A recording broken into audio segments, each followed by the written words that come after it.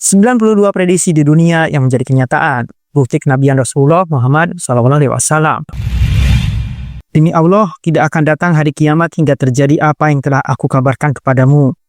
Hadis riwayat Bukhari dan Muslim. Saudaraku, dalam sejarah umat manusia, banyak tokoh besar yang dikenal memiliki pandangan jauh ke depan, membuat prediksi-prediksi tentang masa depan. Namun, tak jarang ramalan tersebut meleset, terbukti salah, atau hanya bersifat spekulatif. Berbeda dengan Nabi Muhammad SAW, setiap ucapan beliau yang menyentuh perkara masa depan selalu terbukti kebenarannya. Baik itu peristiwa yang terjadi di masa sahabat, perkembangan umat Islam, hingga tanda-tanda akhir zaman. Semuanya berjalan persis seperti yang beliau sampaikan lebih dari 14 abad yang lalu. Fenomena ini bukanlah kebetulan atau hasil kecerdasan biasa. Bagi umat Islam, ini adalah bukti nyata kenabian.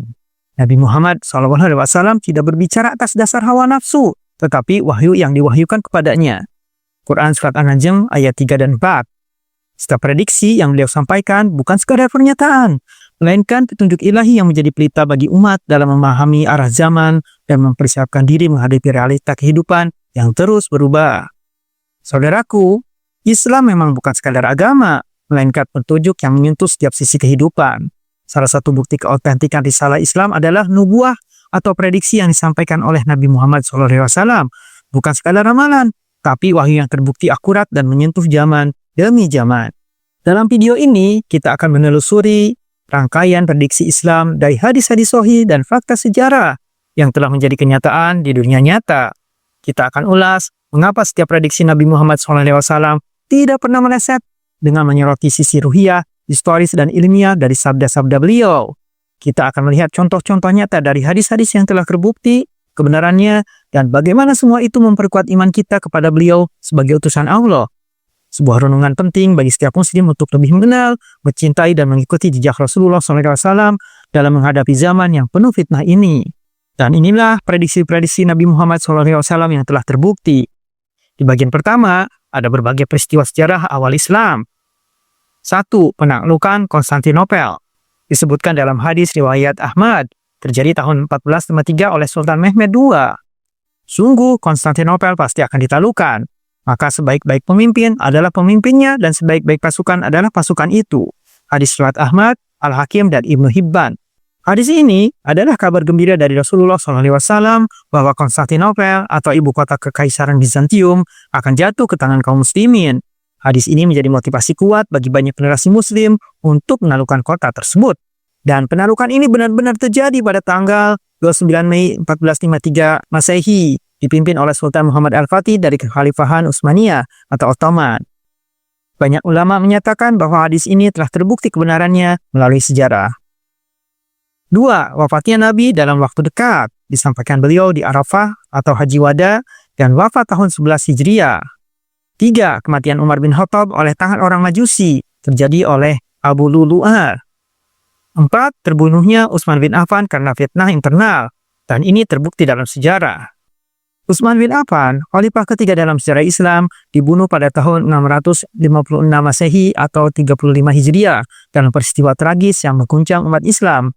Masa kepemimpinannya awalnya berjalan damai dan penuh keberkahan, namun di tahun-tahun terakhir muncul gelombang fitnah dan ketidakpuasan terhadap beberapa kebijakan administratif, terutama terkait pengangkatan kerabatnya sebagai gubernur. Para pemberontak dari Mesir, Kufah, dan Basrah datang ke Madinah dan mengepung rumah Utsman selama beberapa pekan, menuntut perubahan. Meski mendapat desakan untuk melawan, Utsman menolak menumpahkan darah sesama muslim dan memilih bersabar. Akhirnya, para pemberontak menerobos masuk ke rumahnya dan membunuhnya saat ia sedang membaca Al-Quran. Utsman wafat dalam keadaan syahid dan kematiannya menjadi titik awal fitnah besar atau perpecahan dalam sejarah Islam. Peristiwa ini memicu konflik antara para sahabat dan menandai berakhirnya masa Khulafaur Rasyidin yang penuh persatuan. Meski begitu, Utsman dikenal sebagai sahabat mulia yang berjasa besar, termasuk dalam kodifikasi mushaf Al-Quran yang menjadi standar hingga sekarang. 5. Perang Jamal dan Siffin. Diprediksi terjadi perpecahan di antara kaum muslimin dan itu terbukti. Yang keenam, kemunculan Khawarij. Sesuai hadis, kelompok ini muncul dan membunuh Ali bin Abi Thalib. 7. Penaklukan Mesir, Syam, dan Persia. Semua terjadi di masa Khulafaur Rasyidin. 9. Penaklukan Roma. masih akan terjadi tapi disebut sebagai kelanjutan dari penaklukan Konstantinopel. 10. Kematian orang-orang penting dalam 1 tahun, sesuai hadis saat Abu Bakar dan Umar masih hidup. 11. Munculnya pemimpin zalim seperti Hajjaj bin Yusuf. Dalam sejarah Islam, Hajjaj bin Yusuf sangat tenar sebagai tukang jagal manusia. Ia tak pernah segan menghabisi siapapun yang ia anggap sebagai lawan politiknya.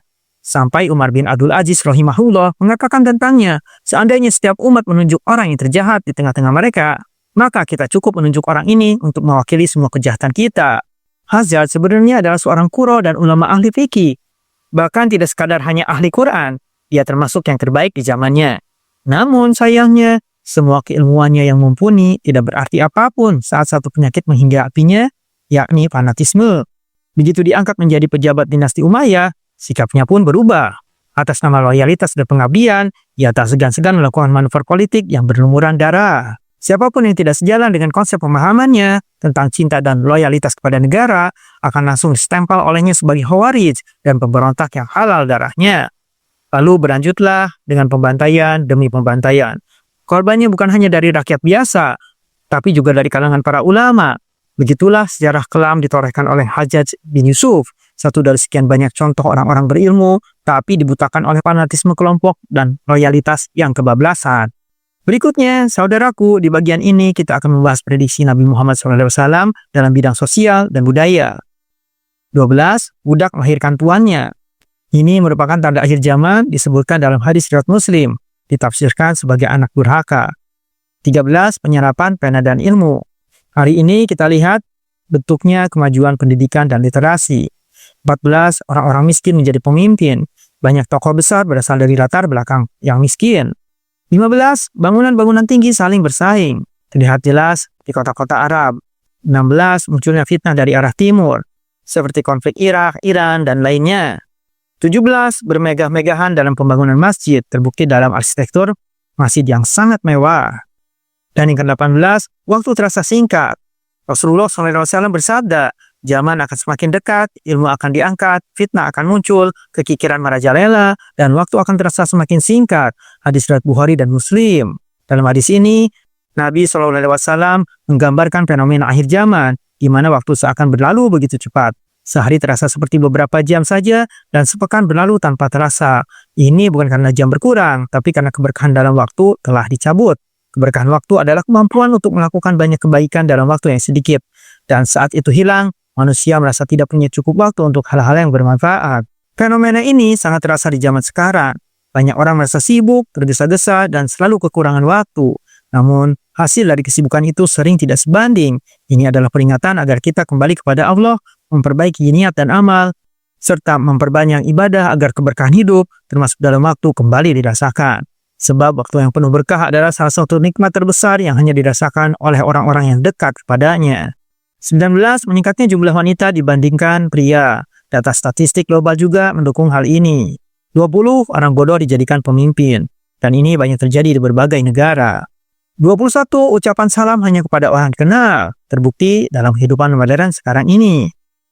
Saudaraku, di bagian ini merupakan prediksi Nabi Muhammad SAW tentang teknologi dan globalisasi. 22. Kaki telanjang penggembala unta berlomba membangun gedung. Hadis tentang kaki telanjang penggembala unta berlomba membangun gedung-gedung tinggi berasal dari hadis Jibril yang diriwayatkan oleh Imam Muslim.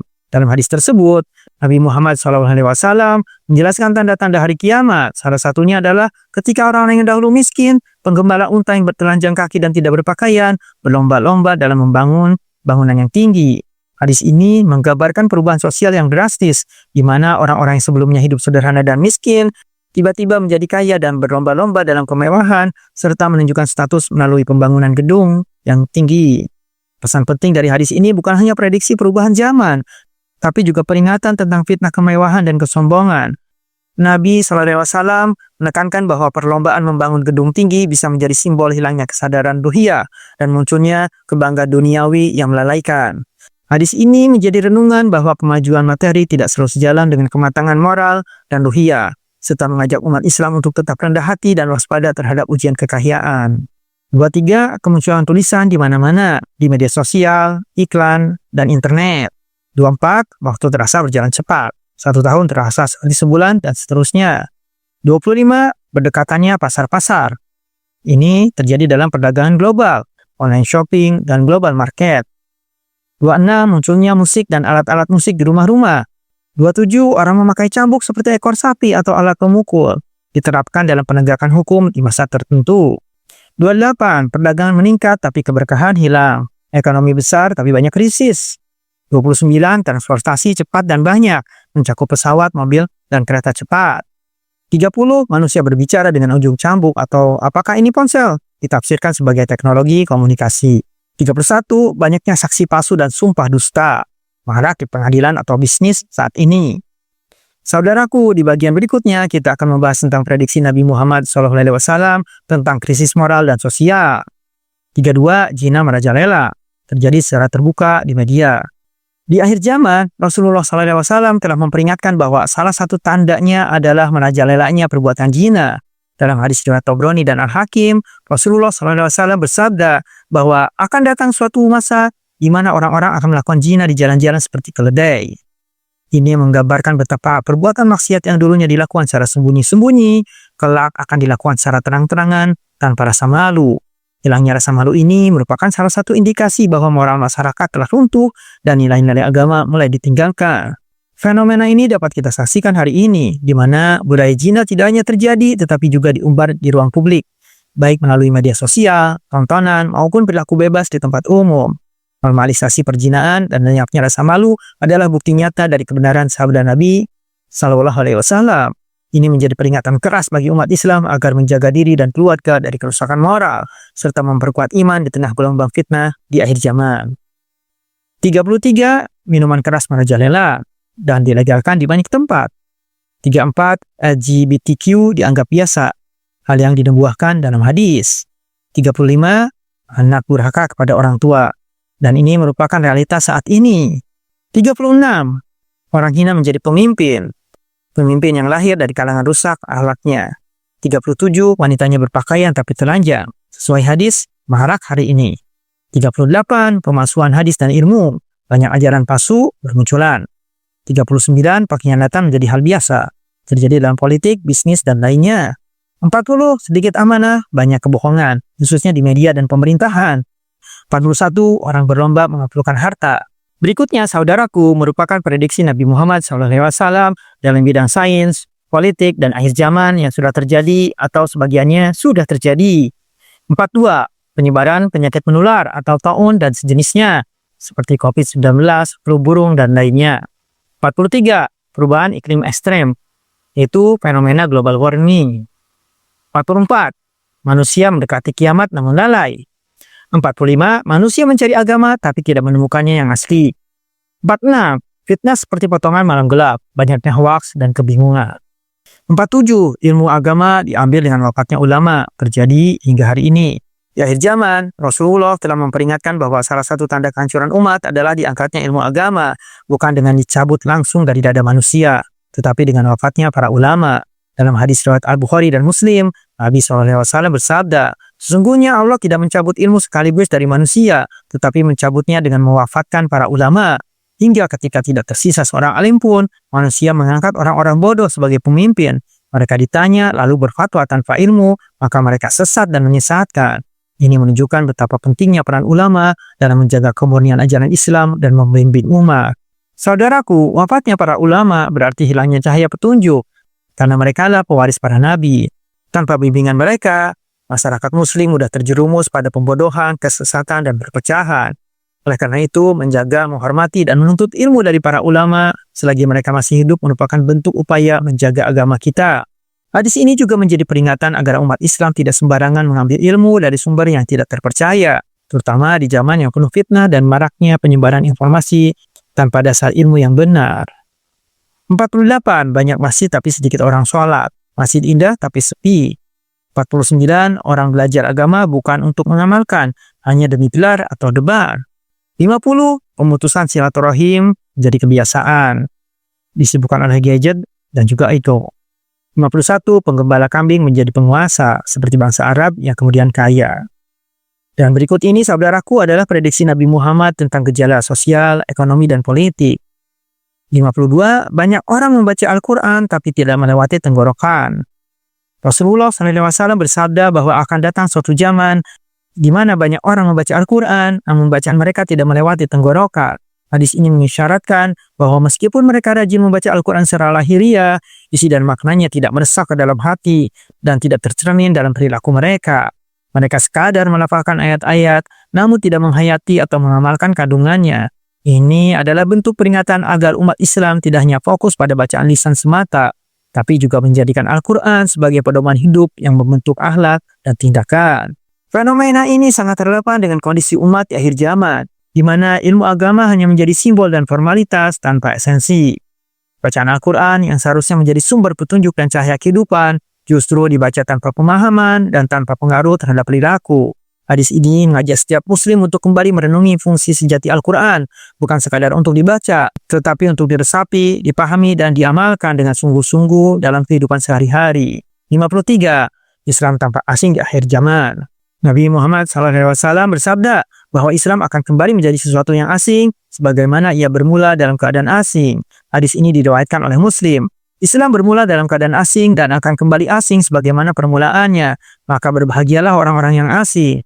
Maksud dari asing di sini adalah ketika nilai-nilai Islam tidak lagi dikenal atau diamalkan oleh mayoritas manusia. Ajaran Islam yang murni akan dianggap aneh, bahkan bisa jadi ditentang oleh banyak orang, termasuk oleh mereka yang mengaku Muslim. Orang-orang yang tetap berpegang teguh pada ajaran Islam dalam situasi seperti itu disebut oleh Nabi sebagai ghuraba atau orang-orang asing, dan mereka mendapat kabar gembira. Mereka adalah orang-orang yang tetap menjaga kemurnian iman, akhlak, dan kebenaran meski hidup dalam lingkungan yang jauh dari nilai-nilai tersebut. Hadis ini menjadi pengingat bahwa konsistensi dalam kebaikan, walau harus berbeda dari arus mayoritas, adalah jalan menuju ridho Allah di masa penuh fitnah. 54. Orang menjual agamanya demi dunia, demi jabatan, popularitas, atau harta. 55. Ilmu diangkat atau dicabut dengan wafatnya ulama. Terbukti semakin sedikit ulama yang benar. 56. Hukum Allah ditinggalkan. Negara muslim tidak lagi menerapkan syariat. 57. Orang yang benar didustakan, pendusta dipercaya. Terjadi di media dan politik. 58. Banyak terjadi pembunuhan tanpa sebab jelas. Pembunuhan massal, konflik sivil, dan lainnya. 60. Kematian mendadak semakin meningkat. Serangan jantung, stroke, dan pandemi. 61. Bumi mengeluarkan kekayaannya, seperti minyak, tambang, dan lain-lainnya. Sumber daya alam besar ditemukan. 62. Orang bermegah-megahan dalam kendaraan. Mobil mewah, motor sport jadi kebanggaan. 63. Banyak transaksi ribawi meski dilarang. Bahan konvensional semakin dominan. 64. Orang miskin sulit bertahan hidup. Yang kaya makin kaya, dan kesenjangan sosial terjadi secara global. 65. Pemimpin diserahkan kepada yang tidak layak. Dilihat dari popularitas, bukan amanah. 66. Perpecahan di kalangan umat Islam. Rasulullah SAW telah memperingatkan umatnya bahwa di akhir zaman akan terjadi perpecahan yang luas di kalangan umat Islam. Dalam salah satu hadis yang masyhur, beliau bersabda bahwa umat Islam akan terpecah menjadi 73 golongan. Semuanya masuk neraka kecuali satu, yaitu yang mengikuti ajaran beliau dan para sahabatnya. Hadis ini menggambarkan betapa seriusnya ancaman perpecahan akibat perbedaan pemahaman, hawa nafsu, dan jauhnya umat dari Al-Quran dan Sunnah. Perpecahan ini, saudaraku, tidak hanya bersifat teologis, tetapi juga akan berdampak pada persatuan umat secara sosial dan politik. Nabi SAW menekankan pentingnya berpegang teguh pada kebenaran dan berjamaah, karena hanya dengan itulah umat dapat selamat dari fitnah dan kehancuran. Oleh karena itu, penting bagi setiap muslim untuk terus belajar, duduk di majelis ilmu, menelaah ajaran Islam secara mendalam, dan menjaga ukhuwah di tengah perbedaan yang ada. 67. Fitnah datang dari arah timur, seperti konflik di Timur Tengah, radikalisme, dan lainnya.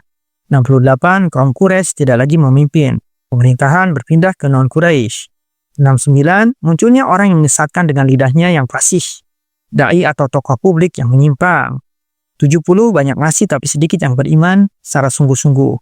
71. Dakwah dianggap sebagai gangguan, ditolak oleh masyarakat sekuler. 72. Hujan banyak tapi tanah tidak subur, akibat pencemaran dan kerusakan alam.